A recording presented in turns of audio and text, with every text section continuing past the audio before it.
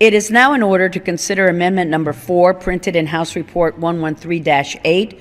For what purpose does the gentleman from Indiana seek recognition? The clerk will designate the amendment. Amendment Number 4, printed in House Report Number 113-8, offered by Mr. Messer of Indiana. Pursuant to House Resolution 48, the gentleman from Indiana, Mr. Messer, and a member opposed, each will control 5 minutes. The chair now recognizes the gentleman from Indiana. Thank you, Madam Chairman.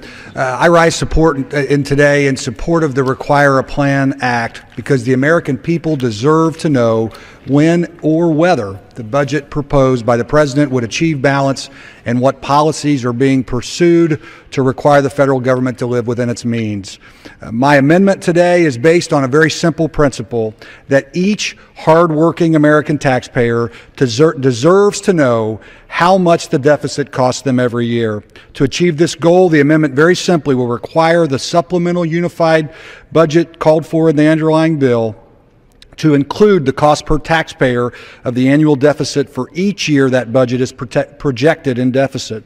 This requirement would be a powerful reminder to the President and Congress that our decisions have real-world consequences for hardworking taxpayers. We've all heard the question asked, how much is $1 trillion? It's very difficult to quantify. It's very difficult to bring it into a real-world context. What this bill will do is allow us to do that for taxpayers. Our constituents might be surprised by what they learn. According to the Internal Revenue Service, there were about 145 million taxpaying Americans last year. With $1 trillion budget deficit that we've had in recent years, that would calculate out to about $6,896 per year per taxpayer to cover our existing deficit. The total tab for the past 4 years of $1 trillion each year would be about $27,500 a year. Back in the 6th District of Indiana, where I come from, that is a lot of money. And I think we owe it to the taxpayers to let them know what we're doing here in Washington. I reserve the balance of my time. The gentleman reserves the balance of his time. For what purpose does the gentleman from Maryland seek recognition? Thank you, Madam Chairman. I ask unanimous consent to claim time in opposition, even though the gentleman is recognized. Thank you, Madam Chairman.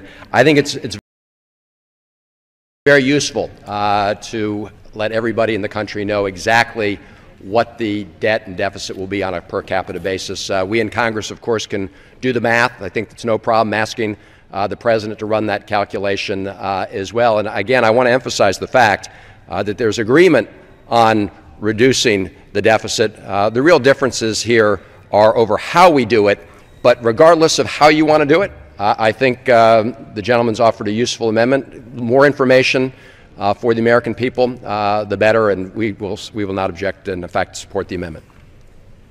Reserves. The gentleman from Indiana is recognized. Thank you. I yield 1 minute to my good friend and classmate, the gentleman from Georgia, Mr. The gentleman Collins. is recognized. Thank you, Madam Speaker. I rise in strong support of this amendment because in the 60 seconds that I speak before this body, the federal government will spend $7 million. Madam Speaker, in the 60 seconds I speak before this body, the federal government will borrow $3 million. Madam Speaker, I rise in support of this amendment because in Washington, political will has replaced principal leadership and our economy is paying the price. These discussions over spending cuts and fiscal priorities can be difficult. Telling the President that he has failed to lead can make my friends on the other side of the aisle uncomfortable. But we cannot let the emotion of the moment override the honesty of the moment. Sustainable debt is a myth. The number of people in federal programs has grown faster than the U.S. population, and continuing to grow our federal debt is like driving with the emergency brake on. It will not get us where we want to go and do significant damage in the process. The more government borrows, the more interest it pays, and last year the U.S. spent $220 billion in net interest on its debt. $220 billion. And this number will only continue to grow unless serious reforms are made. This is a common sense amendment that our constituents deserve to see passed. This amendment forces Washington. Gentleman's time has expired. Good. Thank you, gentlemen. Would you yield Can I get 10 more seconds? Yeah, we'll yield him 10 more seconds. Thank you. The gentleman is recognized for 10 more seconds. Thank you, Madam Speaker. The same reality that American taxpayers face every day: you cannot spend more than you earn. I support this amendment and the underlying bill, and thank the gentleman from Indiana and for my colleague from Georgia for their leadership, and I yield back. The gentleman yields back. Does the gentleman from Maryland seek recognition?